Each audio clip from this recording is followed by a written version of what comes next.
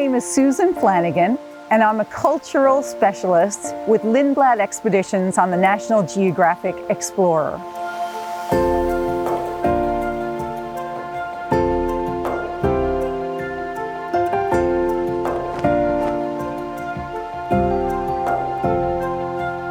Newfoundland has almost 10,000 kilometers of coastline waiting to be explored. Labrador, another 7,000. On this trip, the National Geographic Explorer begins in St. John's, Newfoundland. That's my hometown and the capital of the province of Newfoundland and Labrador. I've been guiding guests around the island of Newfoundland since the 1980s, and seeing it from the water is a totally different experience.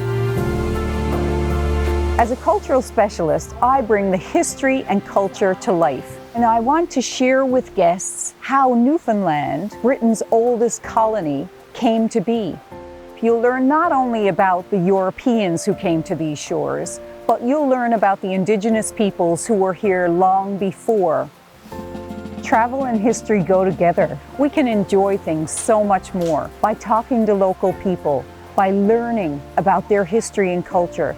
History is my passion, and I want to bring that history alive. On the Canadian Maritimes and Newfoundland trip, on board the National Geographic Explorer, guests get to do a circumnavigation of Newfoundland, leaving St. John's Harbour and sailing out through the Narrows. Our first stop will be Saint-Pierre, and then on to Bedeque and Louisbourg in Cape Breton, Nova Scotia. From there, you go to Les Iles de la Madeleine in Quebec. Then it's back to Newfoundland and Labrador to 3 UNESCO World Heritage Sites: Gros Morne, Meadows, and Red Bay. Saint-Pierre, along with the islands of Lindblad and Miquelon, form a collectivité of France, only 19 kilometers off the south coast of Newfoundland. In Saint-Pierre, you'll learn how cod shaped our history and economy. People died for cod, wars were fought over it, and it's still a fish that you'll see on menus everywhere from Jamaica to Portugal. Saint-Pierre is the last vestige of France in North America. So when you go to Saint-Pierre, you feel you're in France. After Bedeque and Louisbourg, we visit Quebec and Les Iles de la Madeleine, an archipelago of islands joined by sand spits. You almost feel like the next wave is going to take you away. Les Iles de la Madeleine in Quebec are spectacular, with their red cliffs and sandy beaches. In Gros Morne National Park, we go to the tablelands, where the Earth's mantle has broken through the crust. They call this island the Rock because glaciers scoured it about 10,000 years ago.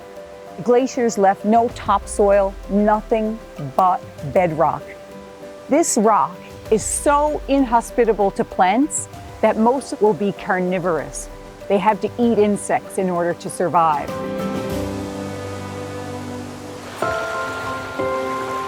The history of Red Bay is fascinating. 500 years ago, Basque whalers came over from the Basque country of southern France and northern Spain to hunt whales.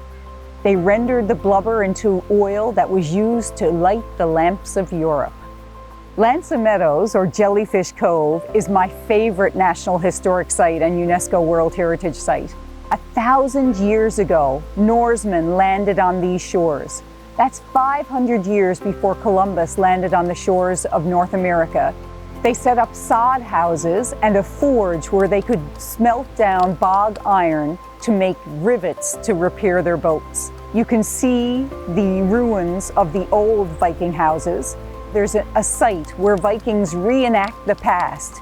You can engage in warfare with them, you can trade items, you can even join the colony. When the Vikings arrived here 1,000 years ago, there were already indigenous peoples living on this island. History is not always pretty, and the diseases brought by white men wiped out the Beothuk.